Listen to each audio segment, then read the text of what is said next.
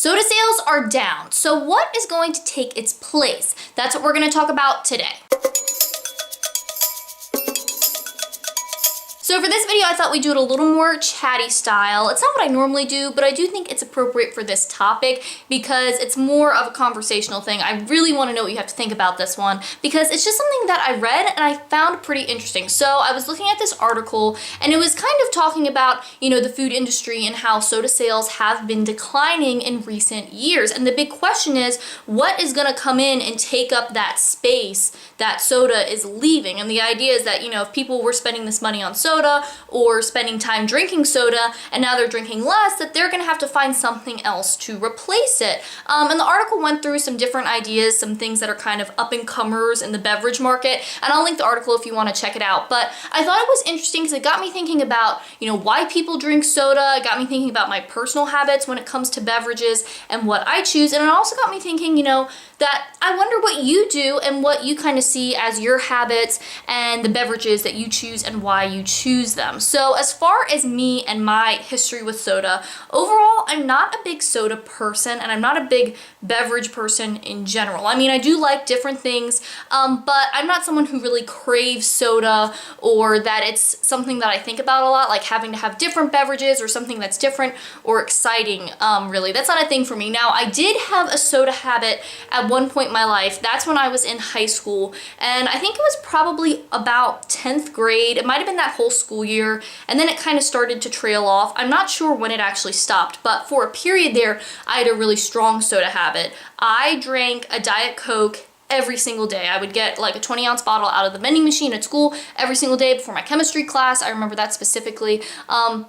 And that was just part of my routine. But for me, it wasn't because necessarily like I really like soda and I just love the flavor of Diet Coke, though I did learn to love it as I drank it more and more. But for me, it was more about, I was at a time in that grade and kind of most of high school where I was super overcommitted. I was taking a ton of classes, just like a lot of advanced classes, and also I was doing dance and I was doing theater and I was doing all this stuff. And so I was staying up late a lot of nights and I'd come into school and I'd be really tired and I felt like I needed that caffeine boost to get me through the day. And then as it went on and I was drinking it every single day, then it got to the point where I needed that caffeine or I was going to have a headache and I was going to crash and not feel great. So for me, it was more of the caffeine aspect and needing that. But somewhere in there, I'm not sure. I guess I dropped it. I don't know if I thought it wasn't healthy, or if I realized that I didn't like the fact that I was dependent on it, that I would get headaches, or if it was just because I started working on getting more sleep and that sort of thing.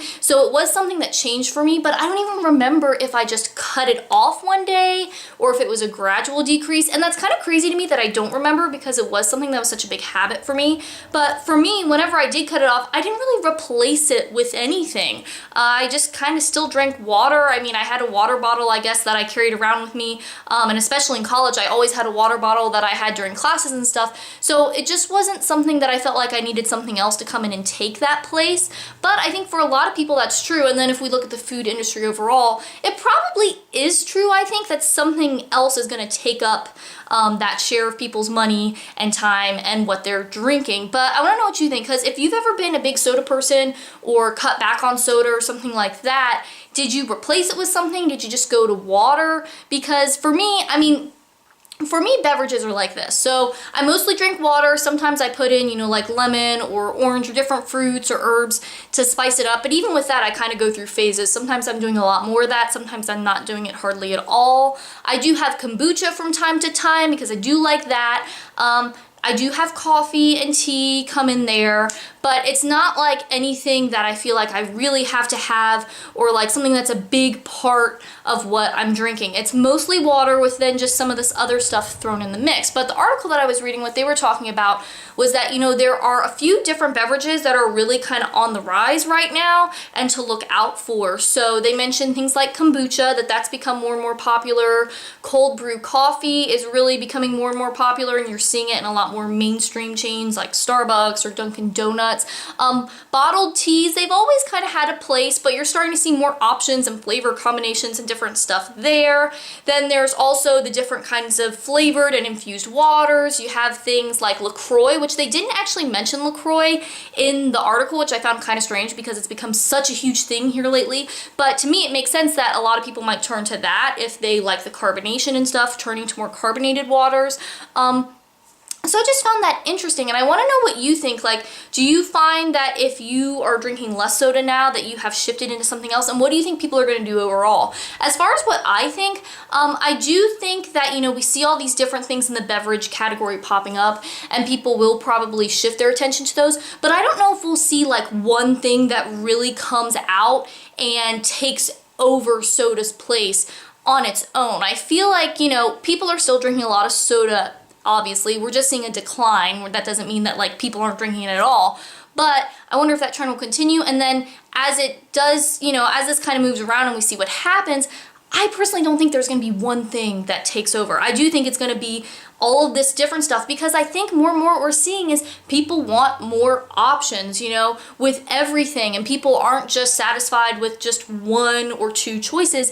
There's a ton of different stuff out there. There's new food products coming out all the time. There's all this access to different recipes and ideas and things that people can do with the internet and food blogs and Pinterest and YouTube and all of this stuff. So I think we're just going to see more and more of maybe fracturing of the beverages, different brands popping up, different categories popping up, and maybe not this like dominance that we've seen before. And I think we see that in food brands too, outside of beverages. There's a lot more options for people. People are buying a lot of different stuff. And so I don't think you can say like there's going to be one thing now that everyone's drinking or everyone's buying. And I think too, even individuals probably don't just buy one thing.